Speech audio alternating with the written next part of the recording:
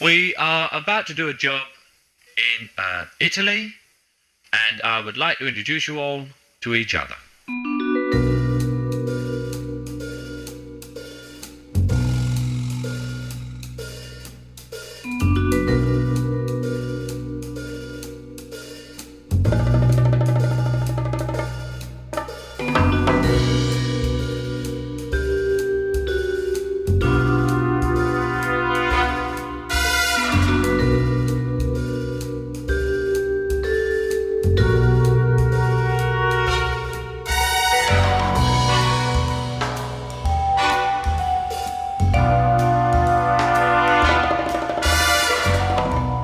Welcome to episode 5 of the Horror Double Bill, the podcast where we put two films together to create something far greater than the sum of its parts. I'm Craig Johnson, and this week we return to Italy for two rather unusual entries in the Italian Giallo. First up, we have The House with Laughing Windows from 1976, directed by Pupi Avati, in which an art restorer gets caught up in a mystery while attempting to restore a sinister fresco in a country church. Then we travel backwards a few years to 1972 for Don't Torture a Duckling, a politically charged giallo from director Lucio Fulci, the so-called godfather of gore, in which a journalist tries to solve a series of child murders in a small rural town in the south of the country. Both of this week's films eschew the cosmopolitan locations, glamour and stylization most typically associated with the giallo. There's no fashionable jet set, nor are there any black glove killers stalking high-rises, art galleries, or brilliant white apartments. These are rural gialli, steeped in folk superstition, moral decay, and a deep suspicion of outsiders. And both films, in their own ways, serve as cinematic bookends to a tumultuous period in post-war Italy, years that were marked by broken trust, economic migration, religious anxiety, and the slow and painful splintering of the rural south from the industrialized north. And as in previous shows, I'm going to begin by discussing the historical context that made the films possible. Before I do that though, I just want to acknowledge the sources and references that I've used for research. Sources for the segment on The House with Laughing Windows include the 2012 Shameless DVD interview with director Pupi Avati, the book Italian Gothic and Horror Films 1970 to 1979 by Roberto Curti, the Palgrave Handbook of Contemporary Gothic, edited by Clive Bloom, and Milking the Moon, a Southerner's story of life on this planet by Eugene Walter. I've also referred to a brilliant article by Alexandra Helen Nicholas from 2014, which is entitled A Brutal Nobility, Painting Death in the House with Laughing Windows, and that was published in the Bright Lights Film Journal. All of those will, of course, be listed in the show notes. And for the discussion on Don't Torture a Duckling, I've referred to a number of books, including So Deadly, So Perverse, Volume 1 by Troy Howarth, Beyond Terror, The Films of Lucio Fulci by Stephen Thrower, and La Dolce Morte, Vernacular Cinema and the Italian Giallo Film by Mikhail J. Koven. I've also referred to a number of special features on the Arrow Video Blu-ray release, including commentaries by Troy Howarth and Mikhail J. Koven, and interviews with Barbara Boucher, Florinda Balkan, and Lucio Fulci. And again, these will all be listed in the show notes.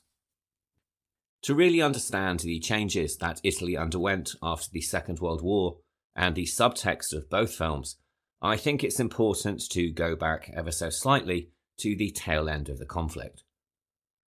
After Mussolini was deposed in 1943, German forces quickly moved into the country in a proactive measure to prevent Italy from fully siding with the Allies. The Nazis moved swiftly, occupying large areas of the country and turning many rural and mountainous regions into battlefields. Many villages witnessed brutal reprisals from the German forces, with entire communities punished for supporting the partisans. At the same time, the Nazis reinstalled Mussolini as the leader of a puppet government in the north of the country, which was known as the Italian Social Republic.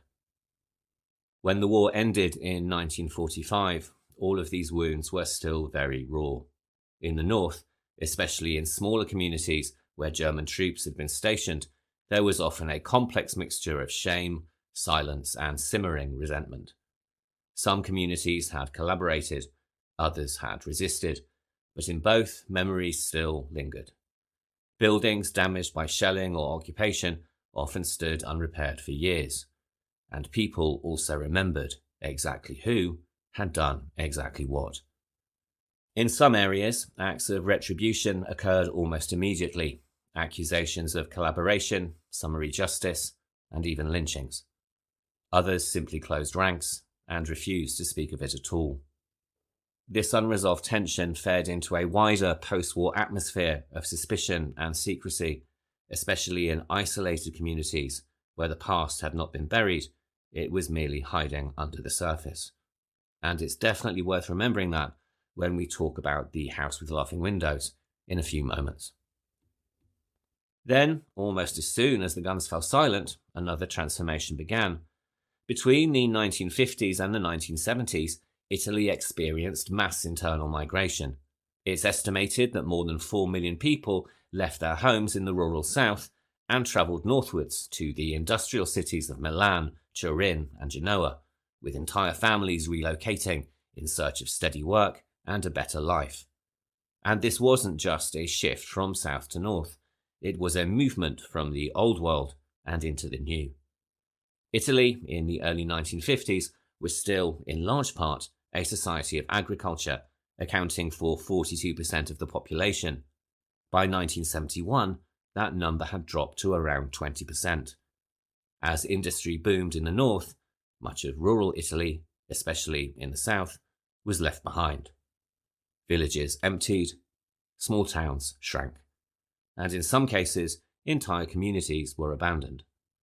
This exodus left behind a stark demographic imbalance, aging populations, shuttered schools, and declining local economies that had once been held together by agriculture and community life. While the northern cities swelled, many of the places left behind began to feel more like repositories of the past, and that past was not always benign. It was often steeped in tradition, in superstition, and in rigid social structures. In these areas, the Catholic Church remained a dominant presence, and a belief in folk cures, the evil eye, and other forms of local magic persisted long after they had vanished from the urban landscape. For many of those who left, the village became a site of discomfort rather than one of nostalgia. The silence, the surveillance, the deeply embedded codes of conduct, all of it could feel alienating, even hostile, to those who had grown used to life in the city. And for those who remained, change itself was often viewed with suspicion. Outsiders, journalists, artists, and investigators could be seen as threats, not just to the local order, but to a worldview that had remained intact for centuries. At the same time, another significant change was happening, which was in Italian cinema.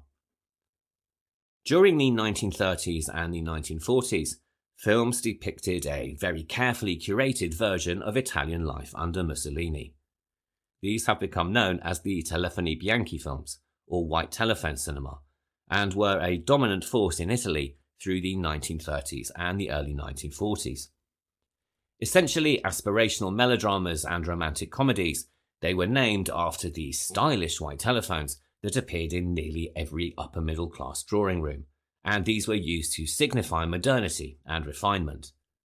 These films presented an Italy of perfect manners, upward mobility, and sparkling Art Deco interiors. No poverty, no politics, no unpleasantness, just love triangles, light misunderstandings, and a safe return to social order by the third act. The plots were feather light, the settings immaculate, and the politics, if you could call them that, were utterly domesticated. Whilst not being outright fascist propaganda, the message was clear. Under Mussolini, Italy was prosperous, orderly, and modern, and absolutely everything was under control. Perhaps unsurprisingly, after the war, the genre collapsed under the weight of its own irrelevance. The disconnect between its sparkling surfaces and Italy's bombed-out cities was far too stark to ignore. In its place came neo-realism, a radical shift in both style and substance.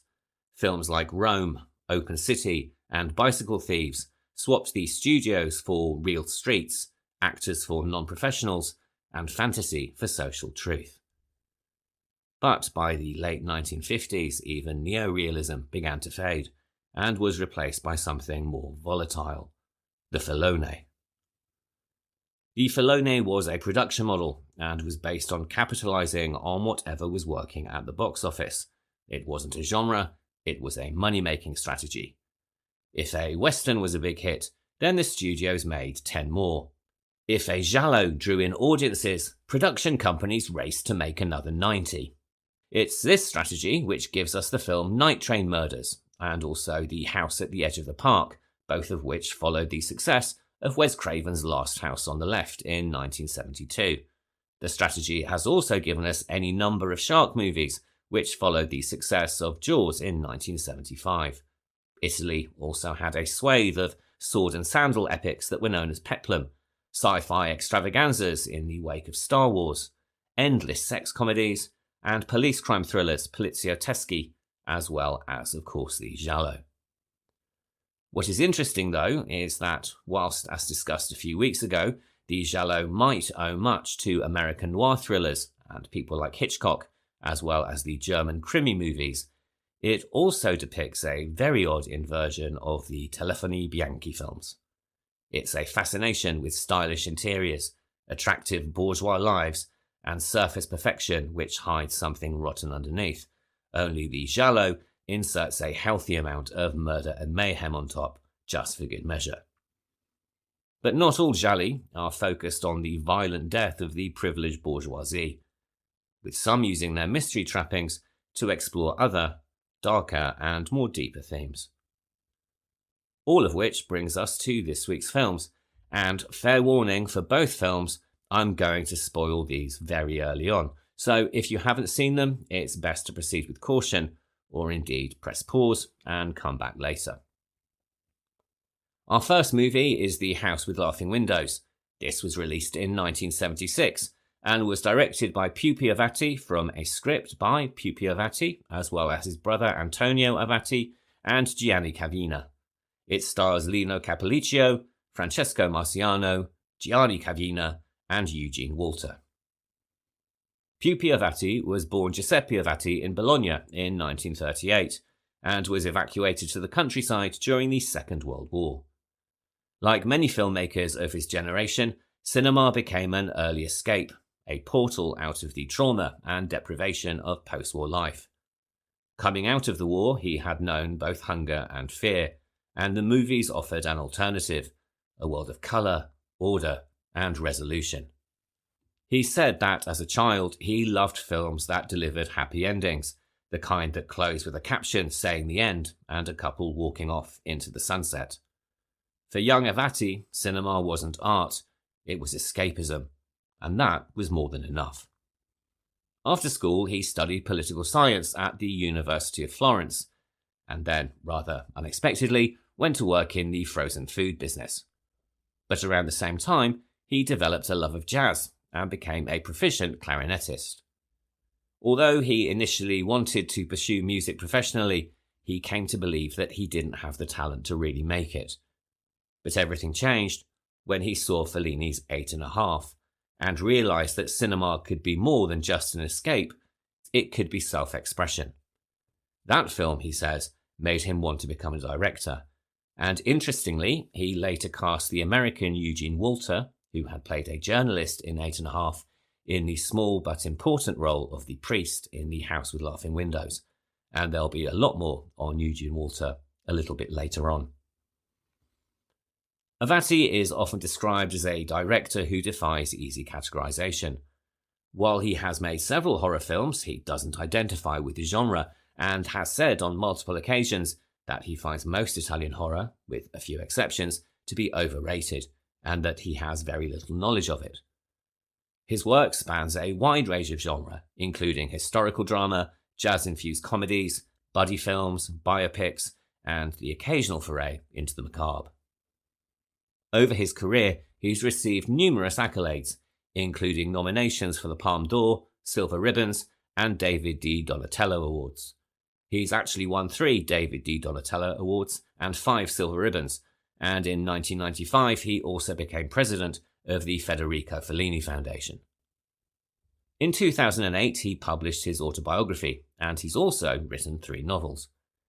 In an interview included on the Shameless DVD release of The House with Laughing Windows, he explains that one reason for his prolific output is that he works in total ignorance of cinematic trends.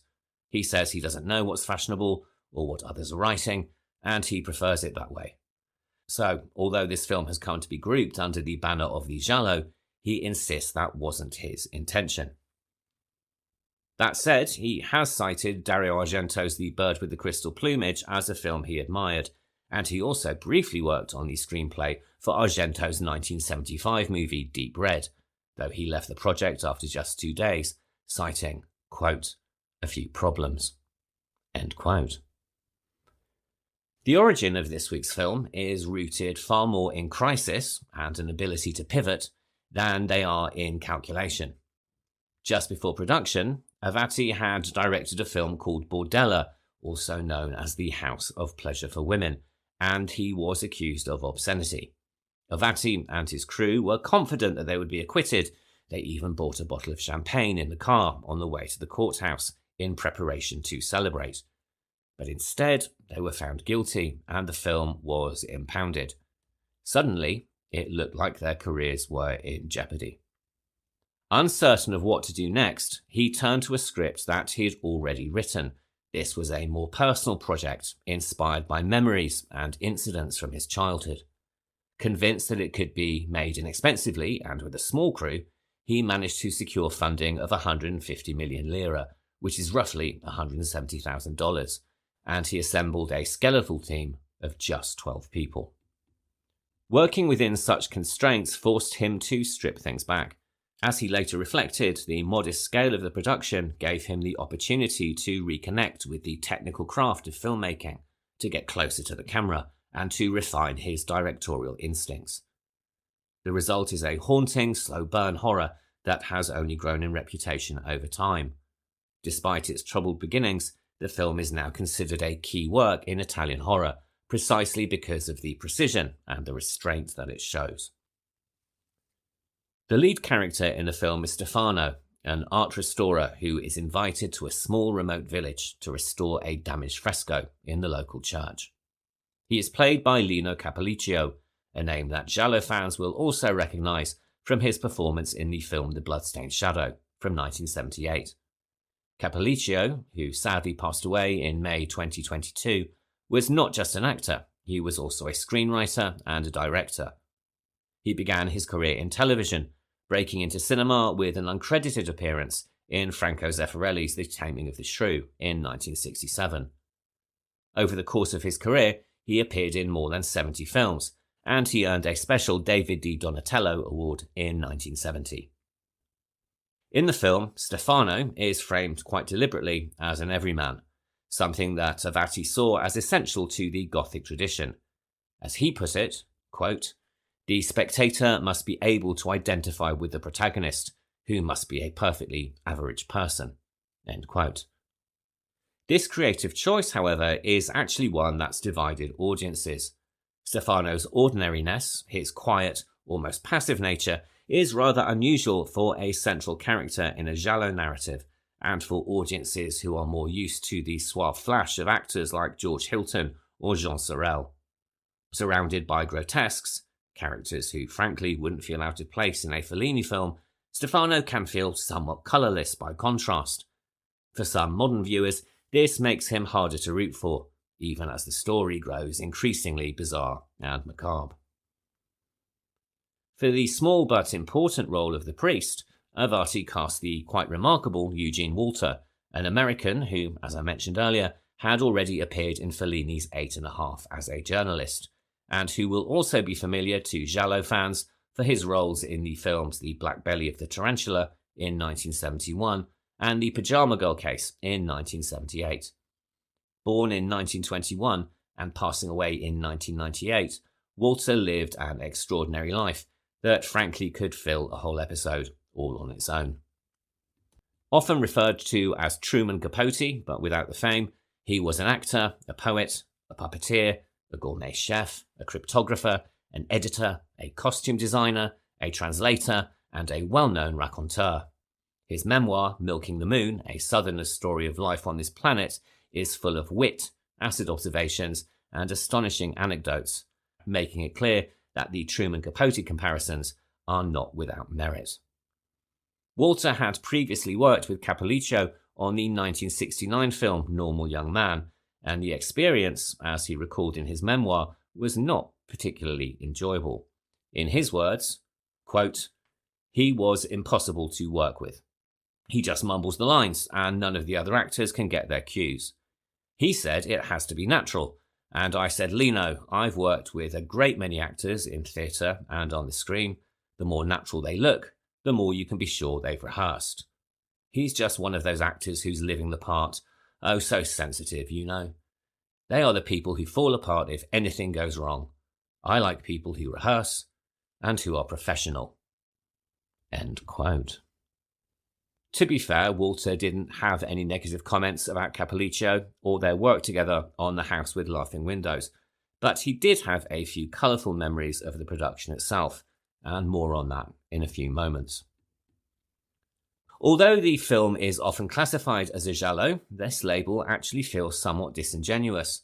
The film's tone, pacing, and restrained bursts of violence make it a far more subdued affair than audiences might expect from the genre, especially when compared to the flamboyant, blood-soaked gialli of the early 1970s, which is often considered the movement's golden era. Avati himself has referred to the film as a gothic horror, and with its decaying manor house, fog-drenched streets, billowing curtains, and ominous creaking doors, it arguably has more in common with Mario Bava's early gothic work than with Dario Argento's sleek, leather-gloved killers. To be clear, I'm not arguing that the film isn't a giallo. It is, after all, a mystery film. But I do think it's worth briefly looking at the hallmarks of Gothic literature, because they seem particularly fitting here. Gothic fiction is typically marked by an atmosphere of fear, the threat or suggestion of the supernatural, and crucially, the intrusion of the past into the present. Unlike fairy tales or straightforward ghost stories, the Gothic is defined by a sense of lingering decay, the present haunted, not just metaphorically but often physically, by what came before. In Gothic literature, settings are essential: crumbling buildings, ruined churches, convents, crypts, all functioning as a grim reminder of a once flourishing world, now in decline. Gothic atmosphere is, of course, usually claustrophobic. Common plot elements include persecution, imprisonment, madness, and murder. And structurally, Gothic fiction often embraces the fragmented.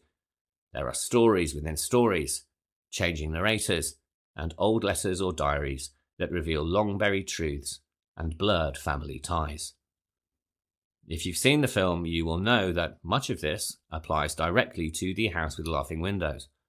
Replace the Gothic castle with the crumbling villa where Stefano is sent after being ejected from the hotel, and you have the classic Gothic setting. Add in the sense of an inescapable past slowly pressing in on the present, and you're firmly in the realm of the Gothic. Avati has made it clear that he had no interest in emphasizing violence, and has spoken with some distaste about the relentless close-ups of wounds and slashing blades that typified many of the gialli that came before. In this film, despite the rather graphic opening credit sequence, the murders, when they finally arrive, are not drawn-out exercises in spectacle. They're shocking, sudden, and unsettling, but they're never gratuitous. What truly gives this film its lingering impact is the atmosphere of dread that quietly builds up across its runtime, a sense of unease that creeps in slowly and never quite releases its grip. This is greatly enhanced by the choice of location. The village here is not some picturesque Italian idyll. It's dusty, stagnant, and incredibly uninviting. Despite the mayor's ambitions to turn it into a tourist destination, the town has only 4 supposed attractions. There's the damaged fresco, the thermal waters, the local women, and what's laughably described as the peace and quiet, a claim that is undercut almost immediately by a barroom brawl in the town's only restaurant.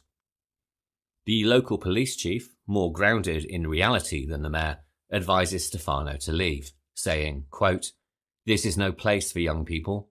They all leave, and they're right. There's no work, no entertainment, only wine." End quote. The countryside here is not romanticised. It's barren and decaying. We're shown collapsing barns, rusting equipment, and the skeletal remains of a once thriving agricultural life. Elsewhere, nature has taken back control.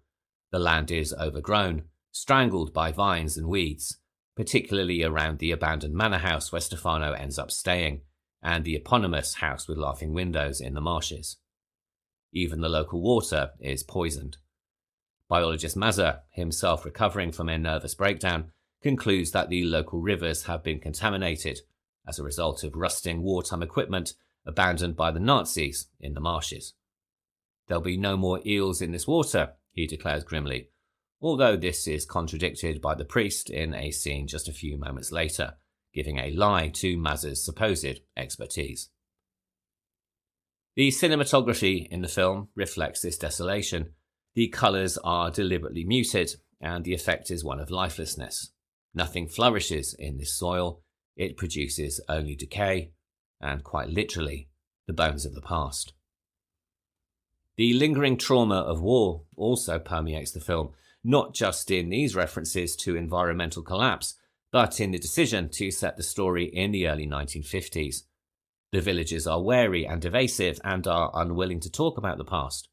And while this silence, of course, serves the needs of the mystery, it also reflects something far deeper and something we discussed earlier, the legacy of the town's possible collaboration with the Nazis. One telling line comes from the hotel maid, who says that the only tourists the area has ever seen were, quote, "those German bastards from the 1940s. End quote. The church that houses the fresco was once a hiding place for the SS, and it's been suggested that the artist Bruno Legnani, who we encounter in flashbacks as the town's dark past begins to unravel, was named to deliberately echo Antonio Legnani, a real-life figure and wartime celebrity who was a vocal supporter of Mussolini and the fascist regime. Antonio Legnani eventually became Secretary of State for the Italian Social Republic before dying in a car crash in 1943. The character of Legnani is also thought to be partially inspired by the Italian primitive painter Antonio Ligabue.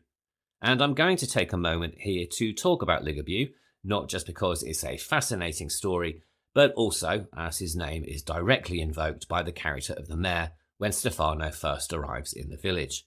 He speaks of the town producing its own Ligabue, its own tortured genius, a homegrown artist whose notoriety might draw attention and, ideally, tourism. Ligabue has been described as a visionary master of naive art, and he certainly fits the archetype of the suffering outsider artist. He struggled with mental illness throughout his life and used his art, often raw, often disturbing, as a form of communication, catharsis, and survival. Born in Switzerland in 1899, Ligabue's life began in turmoil. At just 9 months old, he was fostered out to a Swiss family. Ligabue never knew his father, but blamed him for his mother's death, as his mother and 3 of his brothers died in 1913, though this was apparently of food poisoning. This bitterness probably prompted him to change his given surname from Lacabue to Ligabue. As a young man, he drifted through a life of poverty and labour, taking occasional work as a farmhand and living largely on the fringes.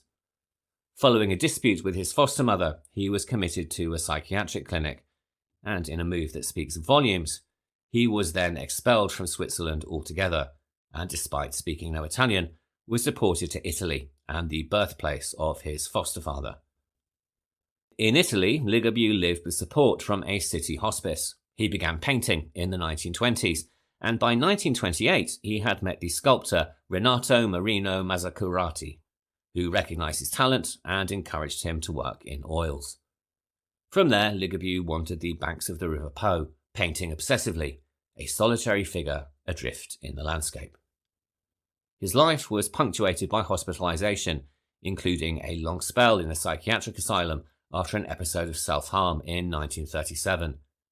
During the Second World War, he was conscripted into the Italian army and served as an interpreter for German troops. But after an altercation in which he attacked a Nazi soldier with a bottle, he was again institutionalized, this time for 3 years. In the post-war years, Ligabue's work began to attract critical attention. He painted with growing intensity, and by the late 1950s, journalists and art dealers began to seek him out. His first solo exhibition was held in Rome in 1961, but sadly the following year he suffered a motorcycle accident, and not long after was paralysed. Suffering from ill health, he was baptised into the Catholic Church and died shortly thereafter in 1965. I'll be linking to some of his work on our Instagram, but for now I want to quote briefly from an article on the Artist blog, which perfectly captures the quality of his self-portraiture. Quote, "His self-portraits reveal a human condition of anguish, desolation, and bewilderment. His face expresses pain, fatigue, and dismay, and every relationship with the world seems to have been severed forever." End quote. And this is precisely the tone that we see echoed in The House with Laughing Windows. Ligabue's influence seems to run through the film, not only in the story of the disturbed artist, but visually in the fresco of Saint Sebastian as it is gradually revealed. There is a primitive brutality to it, a blending of innocence and torment.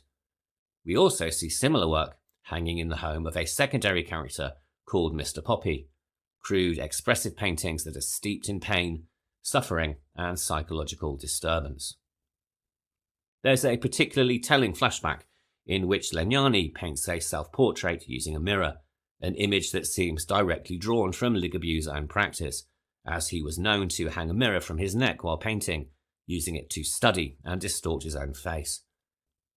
Legnani's fresco of Saint Sebastian is the film's central image. It's the object around which the plot orbits, but it also functions as something deeper, a metaphor for the narrative itself. As the fresco is gradually restored and more of the image is brought into the light, so too are the secrets of the town, slowly and often unwillingly. It's a visual motif that mirrors the structure of the film, layers being peeled away and horror revealing itself bit by bit. The choice of Saint Sebastian is a particularly interesting one. The martyrdoms of the early saints were, as we know, often elaborate, imaginative exercises in brutality. Saint Bartholomew was flayed alive, Saint Lawrence was roasted on a grill, Saint Cassian was hacked to death by school children, and Saint Sebastian, famously, was tied to a tree and shot with arrows. The decision to centre the fresco on Saint Sebastian came from a vivid childhood memory. As a child, Avati attended a church decorated with an especially grisly depiction of the saint's martyrdom. Whilst most religious paintings present their subjects with a beatific serenity, even in death, the painting Avati remembers was different. It was, in his words, more like a horror movie. The painter had lavished attention on the wounds, the knives, the moment of pain, and though the saint's expression was meant to convey spiritual acceptance, Avati said the image disturbed him deeply. This, of course, carried through to The House with Laughing Windows. The fresco here, unlike the traditional depictions of Sebastian, does not feature a serene or holy face. Instead, the saint's face is contorted in agony, and his pain is unmistakable. It reflects not redemption, but madness, the madness of the painter Legnani, who is also described throughout the film as the painter of agonies. Just as a side note, for those interested in ecclesiastical trivia, Saint Sebastian did not, in fact, die from the arrows.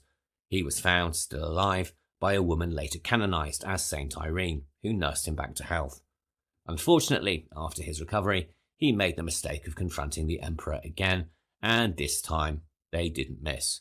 He was clubbed to death, and his body was dumped into a Roman sewer. But that's not quite so picturesque.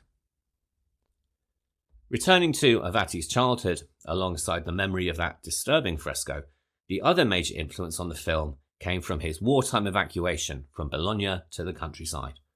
There, living with aunts and distant relatives, he was subjected to a steady stream of folk tales, rural superstitions, and stories of religious miracles, all told with the express purpose of keeping the children in line. One story in particular stayed with him. It involved the exhumation of a local cemetery and the discovery that one of the buried priests had in fact been a woman. Avati doesn't give much more detail than that, but we do know, given the Catholic Church's long-standing position that women cannot be ordained, the idea of a female priest, especially in the conservative religious landscape of 1940s Italy, would have been considered not just scandalous, but sacrilegious. It's also worth noting that the myth of Pope Joan, the supposed female pope of the Middle Ages, was still circulating in some circles as a cautionary tale. To Avati's aunt, the woman priest became a figure of fear and was frequently used as a threat. Be good, or the woman priest will come for you. He remembers how she'd imitate the priest's voice, whispering, and the click of her heels on the stone floors. In the dark, crumbling rooms of the countryside house, every sound became a harbinger of her arrival. The woman priest, perhaps unsurprisingly, haunted his childhood. Years later, when he began writing scripts, he found that she had indeed never quite left him. In fact, he says that one of the very first stories he wrote, the seed that would eventually become this film, ended with the moment that this mysterious priest reveals herself. He wrote the whole story, he said, just to make sense of that ending, just to exorcise the fear. And so we reach the final act of The House with Laughing Windows, and the full horror of the story reveals itself. We learn that Legnani was not merely disturbed, he was, in fact, entirely insane. His madness, we're told, was brought on by untreated syphilis, which fueled an obsession with capturing death on canvas, specifically the precise moment of agony as life slips away. His two sisters, equally mad and also suffering from the same disease, enabled his obsession. Within the walls of the titular house, the two of them lured young men to their deaths, murdering them while Legnani painted their final moments. The fresco of St. Sebastian, we discover, was not an act of religious devotion, or indeed an artistic metaphor. It was painted from life. A real body, real wounds, and real suffering. The trio's crimes were not only sadistic, but they were also incestuous. Their relationship, as revealed by a surviving character, was both homicidal and also sexually entangled. Although the film hints that Legnani may still be alive, a suggestion which haunts much of the second half, this is ultimately a red herring. He is long dead, but his sisters have survived, and they're still operating in secret. One is disguised as a paraplegic woman, the very woman who hosts Stefano in her crumbling manor house, and the other is hiding in plain sight as the village priest. Their murdered brother's body is preserved in formaldehyde, and their ritual killings continue. They believe, or claim to believe, that through an obscure rite, a kind of sacrificial communion, they can bring their brother back, one death to restore another. The film's themes of transgression and identity blur further here, particularly around gender. Earlier in the film, we see a self-portrait of Legnani hanging in Mr. Poppy's house, a painting of the artist's own face, superimposed onto the reclining nude body of a woman. And then, of course, there's the casting of Eugene Walter as the unnamed priest, a choice that is rich with subtext. Walter had previously played, in drag, the Mother Superior in Fellini's film Juliet of the Spirits in 1965, and his casting here feels far from accidental.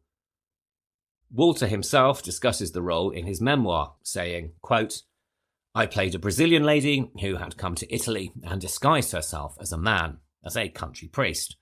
I was the little parish priest who was really a Brazilian lady crook. And in the last shot of the film, I rip off my priest garments and here are these tits. And I start singing this Portuguese fado, and I bring out this knife to kill him. That's the end of the film. And I will never forget sitting in this little country church at 6 a.m, naked to the waist, with 3 makeup artists gluing this wire and foam rubber thing on me. It took about an hour, because they really glued them on." End quote. And that's where the film leaves us, with death, delusion, and desecration, and a mystery that never entirely resolves. Now, when taken out of context, the film's climax might sound absurd. Eugene Walter's own comments certainly don't help in that regard. But somehow, The House with Laughing Windows makes it work. This is largely thanks to the slow, creeping dread that Avati has cultivated over the course of the film. By the time we reach this final revelation, we're so immersed in its atmosphere of decay and dread that the shift into outright insanity feels almost natural. The distortions in cinematography at the climax only enhance this. The church seems unnaturally vast, the camera lingers on Walter's face in a shimmering soft focus, and the entire scene is soaked in a nightmare logic. It's absurd, yes, but it's also deeply unsettling. What makes it all the more disturbing is the implication that the townspeople have always known. Just as some may have turned a blind eye to fascist atrocities during the war, the villagers here are not only aware of the horror, they are complicit in its continuation. When Stefano, wounded and bleeding, staggers through the streets calling for help, shutters close, doors remain shut. Nobody comes.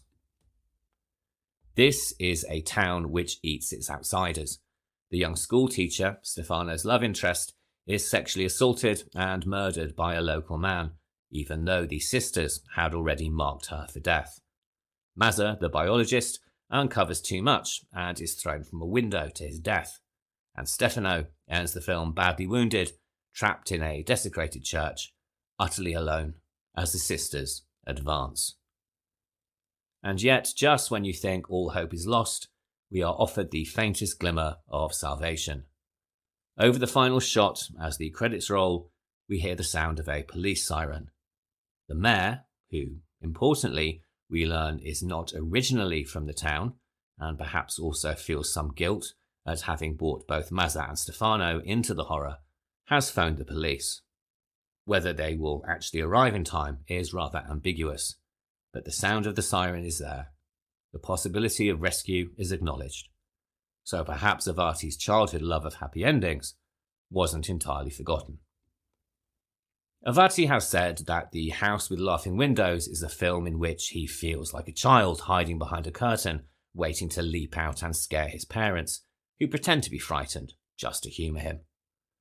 Despite having made over 40 films at the time of recording across virtually every genre imaginable, he says that whenever he gives a lecture or appears at a university, someone will inevitably bring him a DVD of The House with Laughing Windows to sign. It's the film that follows him, the one that people remember, the one that, for all its quiet horror, seems to linger longer than the others. We now move on to our second film in this week's double bill, with Don't Torture a Duckling from 1972. This was directed by Lucio Fulci and written by Lucio Fulci, Roberto Gianviti, and Gianfranco Clarici. It stars Thomas Milian, Barbara Boucher, Mark Perel, and Florinda Balkan. When I was growing up, back in the dark days before the internet, long before we could easily research directors online or watch fan-made videos on YouTube, we were entirely reliant on magazines and film books for our horror film information, and very often ended up reading about movies that we would otherwise be unable to experience, or so we thought at the time. This was, of course, the dark days before streaming services, but it was also the era of the video nasty, where many films, including many of Lucio Fulci's, were either banned outright or pretty much impossible to find. So, as a result, I read mostly about Fulci's movies long before I saw any of them, and as this turns out, this was incredibly ill-advised, not just because of the plethora of spoilers, but also for a slightly sadder reason. Whilst many writers of the time exalted the work of Argento and Mario Bava, Fulci was generally treated as a kind of poor relation, called quite unfairly a poor man's Argento, or else he was dismissed altogether, and often referred to as a talentless, gore-fueled hack. This, I feel, is a complete injustice. While I will freely admit that the gorier movies from the second half of his career, quite frankly, are not made for me, I recognise the talent and can still admire his artistry and creativity. And in hindsight, many of the comments that were written about him at the time feel unnecessarily cruel and somewhat supercilious. To my own regret, this reputation kept me from watching a lot of his films for many, many years, and that's a shame because I enjoy his early Giallo films very much. Even the films in his Gates of Hell trilogy, whilst not being to my particular taste, are visually striking, and I greatly admire his creativity and his ability to create atmosphere. Of the 57 films that he directed, Fulci often said that Don't Torture a Duckling was his favourite, and I think it's his best film. But before we get into the movie itself, I'd like to spend a few moments discussing its creator. Lucio Fulci was born in Rome's Trastevere neighbourhood in 1927. He never knew his father, and his mother, Lucia, raised him alone. As he grew up, she had ambitions for him to become a lawyer, but Fulci had other ideas and enrolled in medical school. However, this was not to be. Following a relationship breakup, as his then girlfriend said he wasn't earning enough money, he dropped out of medical school and moved into the film world, thinking he could make more money and also have more fun in cinema. His journey into filmmaking started by joining Rome's renowned Centro Sperimentale film school, and he started working on documentaries before building his way up to become an assistant director. At the same time, he also worked as a film critic and produced screenplays on the side. In the early 1950s, his career turned to comedy, and he started working under the guidance of the Italian comedy director Steno, helping out on films starring Totò, one of Italy's most beloved comedians. He eventually graduated to directing comedies himself, and then, under the Italian Filone system mentioned earlier, he started working in various genres, directing whatever was popular at the time: farces, thrillers, westerns, and also historical dramas. The most famous and controversial of these was the drama Beatrice Cenci in 1969, after which he found himself, and not for the last time, under fire for the film's excessive violence and criticism of the Catholic Church. Sadly, audiences stayed away from that one, but to my mind it's a very good film. It's available on both Shudder and YouTube, and if you're interested, I highly recommend it. In the same year, Fulci directed his first Giallo, one on top of the other, which is also known under the more exploitative title of Perversion Story. A very loose reworking of Hitchcock's Vertigo, the film was a success and set the stage for the gialli that would follow later. In 1971, he released Lizard in a Woman's Skin, a psychedelic giallo starring Florinda Balkan, Anita Strindberg and Jean Sorel, which had such convincing special effects that Fulci had to go to court to prove they were not real. This is a testament, of course, to the brilliance of special effects wizard Carlo Rambaldi. He followed this with this week's film, Don't Torture a Duckling, in 1972, which again led to accusations of him being anti-Catholic, and more on that later. These two films also found him earning the wrath, or possibly contempt, of Dario Argento, who, as we discussed a few weeks ago, was less than impressed by the plethora of animal-titled gialli that followed his hit The Bird with the Crystal Plumage. Despite the fact that Fulci had directed a giallo long before Argento's film had been released, the two fell out and would not make peace for many years. Fulci's final giallo in the 1970s was Seven Notes in Black, which is also known as The Psychic, and this starred Jennifer O'Neill as the titular clairvoyant, as is a film that Quentin Tarantino has called out as being a particular favourite. Throughout the 1970s, Fulci's style continued to evolve. He dipped into spaghetti westerns, crime thrillers, and eventually full-on horror. In 1979, his career hit a new level with Zombie, a film that was originally billed in Italy as a sequel to George A. Romero's Dawn of the Dead, even though Romero had nothing to do with it. Given that Dario Argento had produced the Romero film, this did very little to help the acrimony between them, but more on that later. Fulci's film, which was released as Zombie Flesh Eaters in the UK, is a rather different proposition to the George Romero movie, taking zombies out of the USA, for the most part, and staging the mayhem on a Caribbean island. Including a much-discussed zombie versus shark sequence, the film is outrageous, gory, and was an international sensation, though it, perhaps unsurprisingly, found itself on the UK video nasties list in the 1980s. The excesses of this film also led to his being dubbed the Godfather of Gore, a title he shared with American splatter pioneer Herschel Gordon Lewis. From there, his horror output became even more brutal and also increasingly more surreal, with his Gates of Hell trilogy, which included the films City of the Living Dead in 1980, The Beyond in 1981, and House by the Cemetery, also in 1981, all three of which starred Catriona MacColl.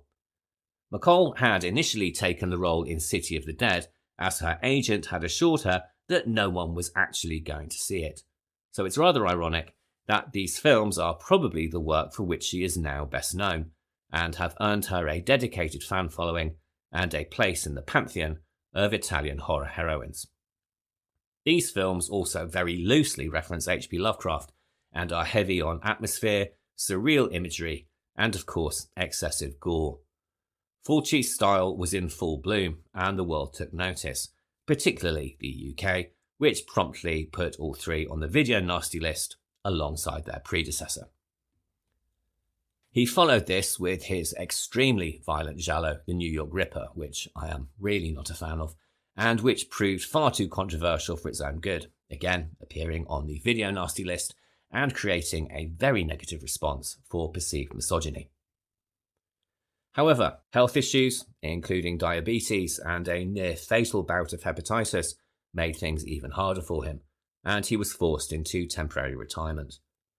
On his subsequent return to directing, he found himself working with increasingly restricted budgets, very tight deadlines, and the quality of his output suffered greatly.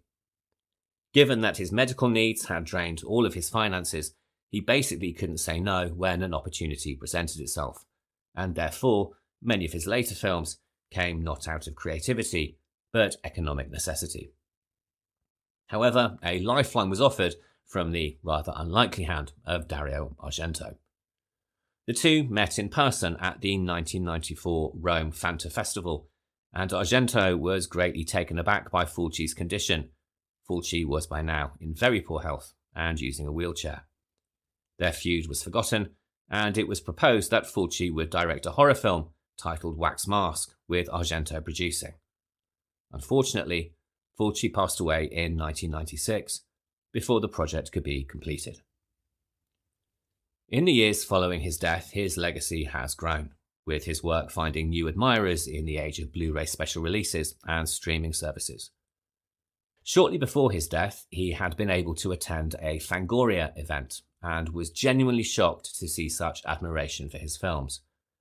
But part of the tragedy of his life is that he did not live long enough to see the overwhelming resurgence of interest in his work. Whilst Argento has seen numerous retrospectives and exhibitions, and has experienced firsthand the impact of his films on generations of fans and writers and directors, Fulci sadly passed away before he could experience the same in relation to his own work, and so he never truly understood how beloved, admired, and inspirational his films are to many. In a life that was marred by personal tragedy and ill health, this would perhaps have been a candle in the darkness of his later years. And so now we move on to the film itself, and I said this at the top of the show, but I'm going to say it one more time. I'm going to spoil this one very early, and given it's a murder mystery, now is the time to hit pause if you want to play Whodunit. Don't Torture a Duckling was developed after Fulci's previous film, a satirical comedy, faced censorship issues, and so he decided to return to the genre he had already explored in One on Top of the Other and Lizard in a Woman's Skin. The film was officially announced to trade papers in March 1972 under the title Don't Torture Donald Duck, but this was very quickly changed, presumably after some legal issues from the Walt Disney Studio. When announced, the cast originally included Italian actor Ray Lovelock, who was a stalwart of exploitation cinema at the time, However, at some point between the announcement and the beginning of production, Lovelock was replaced by Mark Perrell. This decision allegedly led to some issues between Perrell and his co-star Thomas Millian, who plays the lead, who it is said hated each other to such a degree that their climactic fight sequence was less performance and more catharsis. Although it has been said that the early drafts of the script set the story in an industrial Turin neighbourhood, during rewrites the team decided to relocate the plot to a remote southern village to achieve firstly a less conventional giallo setting, but also to explore some deeper themes. These themes include the stark contrast between the more affluent north and rural south, an overwhelming belief in superstition and folk magic, fear and persecution of the outsider, and, most controversially of all, a Catholic Church that destroys youth in order to, quote-unquote, protect its innocence. The film was shot in the hills around Puglia and the Lazio countryside, using a village that would, incidentally, later be used for the film The Passion of the Christ. Fulci even filmed interiors in actual houses as opposed to studio sets, giving the film a much greater sense of realism. The film was shot with wide-angle compositions, with cinematographer Sergio Duffizi using Techniscope to create a sense of isolation while capturing the beauty of the Italian landscape. With much of the film set under a glaring summer sun, the cinematography also gives a stark clarity to every scene in the film, using amber and orange filters to enhance the sun-scorched feel of village life, something that was described by one critic as sun-bleached hyper-realism. However, despite the undeniable beauty of the landscape, the setting of Duckling is far from being a tourist destination. This is a poor community, and one which has been left behind, and possibly destroyed by progress. This is summed up beautifully by the opening shot, a wide-angle pan that shows a modern motorway bridge cutting its way through the countryside, before panning to the witch, Machara, digging up the long-buried bones of a small child. Here modernity may be making inroads, no pun intended, but these superstitions are ever present, and won't remain buried for long. The villagers live in the shadow of post-war reconstruction, but they receive no benefits from it, with a new road only serving to bring in sex workers, tourists who are literally passing to another destination, and the corruption of modernity, represented by Barbara Boucher and her character Patrizia.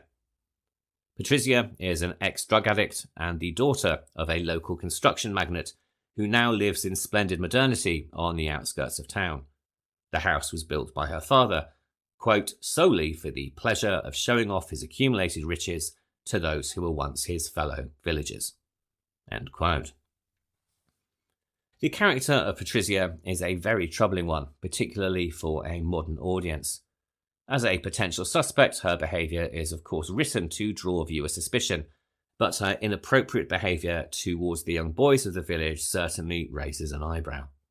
One infamous scene shows her nude, teasing a young boy, and is deliberately uncomfortable and disturbing. It's also an indictment of Patrizia's character, as, exiled to the south, she acts out her boredom in grotesque and inappropriate ways. She is the modern world, invading a traditional space, poisoning it and corrupting it just by her very presence. Having said that, there is also no doubt that putting a naked Barbara Boucher was also probably there to titillate cinema audiences and capture their attention, and attention it certainly did catch. The scene caused a scandal, and Fulci once again found himself in court, showing that the one time both the boy and Boucher are in the same frame, it was in fact a dwarf body double that was playing the boy, shot from behind. Patrizia is of course representative of the very thing from which the homicidal priest Don Alberto is attempting to save the children, preserving them in their supposed innocence through strangulation, drowning and suffocation. The irony, of course, is that these children are far from being the innocence that Don Alberto imagines. They peep on sex workers that visit from the city, they torment a mentally handicapped character, they dig up a child's grave, they smoke, they lie, and they commit any other number of sins against the church, all of which is a far cry from the soft-focused visions that Don Alberto experiences as he tumbles to his ultimate death in the film's climax. This dream sequence has often been misinterpreted as Don Alberto having paedophile tendencies, but this is quite frankly a misreading, and it negates the point of the film, even though it's actually quite understandable given what we know about abuse within the Catholic Church. But this is not a film about paedophilia. It is about how religion becomes corrupted by its own dogma, and whilst the village may appear religious on the surface, all prayers, confession and crucifixes, it is in fact anything but. The piety covers a seething ugliness in which outsiders, the witch, the mentally handicapped, are persecuted and set upon. And while Don Alberto may verbalise that liberalism and modern permissiveness are to blame for all of the evils in the world, it is he that commits the most hideous of acts in secret. These themes caused outrage when the film was released. A contemporary Italian newspaper criticised the film for what it called, quote, irritating, oversimplified attitudes, end quote, towards villagers, sex workers, the police, and even the mentally disabled, saying that the film lacked any real social or ideological engagement, a perspective that, quite frankly, is grossly unfair in retrospect. As for the Catholic Church, whilst there was no formal denunciation, the backlash from more conservative circles in Italy was swift and severe. Conservative newspapers condemned the film as blasphemous, sacrilegious, and deliberately provocative. The response was especially fierce in the south, where parts of the film had been shot, and where the film's portrayal of rural superstition and religious hypocrisy hits closest to home. Fulci himself remained unrepentant, saying in later interviews that the church had created a monster by fostering a culture of repression, superstition, and blind obedience, particularly in the south. He also criticised the way that the church idealised childhood as something sacred, while remaining complicit in the abuse and destruction of actual children. And whilst this film is far from being subtle in stating this perspective, it certainly expresses it incredibly clearly. For a film from the so-called godfather of gore, one might expect Duckling to be scene after scene of bloodshed, yet it is surprisingly restrained, which is no bad thing really, given its subject matter. Though modern audiences, coming from the later excesses of The Beyond or City of the Dead, may feel somewhat disappointed. The murders of the children, thankfully, happen largely off-screen or are judiciously edited, with the two standout gore moments instead reserved for adults.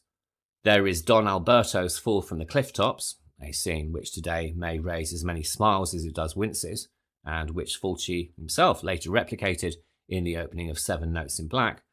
And then there's also the brutal lynching of Florinda Balkan's character, Machiara, the local witch and outsider. This scene is, in my opinion, the most heartbreaking death of any giallo, combining brutality, tragedy, and social commentary. Balkan, who had worked with Fulci on Lizard in a Woman's Skin, gives a standout performance in this movie, and that's no small achievement, given that her character has very little dialogue and is in fact silent for pretty much the first third of the film. A local witch who has been outcast by the villagers, presumably due to her epilepsy being mistaken for demonic possession, she truly believes that her magic is responsible for the murders. It is this belief in her magic, which was born out of revenge against the boys who disturbed the grave of her stillborn baby, that leads to her confession and violent death at the hands of a lynch mob. Her walk through the village after being released by the police, with shutters being closed on her and people spitting as she passes, foreshadows what is to come, and it is one that the viewer observes with dread. Attacked by the fathers of the deceased boys, she is whipped with chains and beaten to death, all underscored by a sweet pop ballad playing on the radio. Crawling away, she dies alone at the side of the main road, as uncaring tourists pass by on the motorway, en route to a finer destination. Florinda Balkan said in later interviews that she couldn't bring herself to watch it for decades, and when she finally did, she wept. Not because of the violence, but because of the sheer emotional cruelty of it. Upon its Italian release in September 1972, the film encountered mixed to negative reviews from critics, even though it garnered respectable box office success. As well as the critiques mentioned earlier, many reviewers of the time were shocked by the film's subject matter. A thriller about child murders was virtually unheard of, and they tended to dismiss the movie as lurid exploitation. Noted critic Mirando Marandini savaged the film, writing that it, quote, follows the most cliché and despicable rules of the genre, dishonesty in the use of suspense, an abuse of gory details, handfuls of sadomasochism, free-for-all acting, and a contempt for logic, end quote. Overall, the film was treated as a crude piece of entertainment for an audience with very bad taste, but over the years it has been reappraised, with even Morandini himself reconsidering the film in later editions of his film guide, admitting a somewhat improved rating of 2.5 stars out of 5, and acknowledging that the movie had merits beyond its more sensational elements. By the 1990s and 2000s, it came to be recognised as one of Fulci's greatest achievements, a cult classic lauded by horror aficionados and film scholars alike. For me, this film remains his most effective and most powerful piece of filmmaking. The House with Laughing Windows and Don't Torture a Duckling bookend a period of profound social transformation in post-war Italy. They both unfold in rural backwaters, very far from the chic cosmopolitan landscapes more typical of the Giallo, and both also share a fascination with communities on the edge, geographically, historically, and morally. What both films explore, each in their own way, is the Italy left behind during the great internal migration of the mid-20th century, bearing witness to what was abandoned, and the fear, secrecy, superstition, and resentment that festered and grew as a result. These aren't just murder mysteries, they're maps of a nation's fracture lines. Progress versus the past, north versus south, country versus town. And watching them side by side, that fracture becomes all too apparent. So that brings us to the end of another episode, and thank you again for listening. As always, please remember to rate, review, and subscribe wherever you listen to podcasts. And please also consider sharing this with your friends. You can contact the show at thehorrordoublebill@gmail.com, and please remember to follow our Instagram, The Horror Double Bill, for additional extras and information. So next week we move away from mad killers and venture into the world of the supernatural, more specifically the worlds of conjure, witchcraft, and ceremonial magic, with 2 movies from screenwriter and nightmare maker Richard Matheson. First up, we have Night of the Eagle from 1962, which was released in the US as Burn Witch Burn. And then we move forward just a couple of years to The Devil Rides Out from 1968, starring Christopher Lee in, rather unusually, the heroic role. Both films are available to rent from a very well-known streaming provider, and Night of the Eagle is also available for rent on YouTube. So, I'll be back next Sunday for the discussion, and in the meantime, thank you again so much for listening, and have a really great week. Goodbye.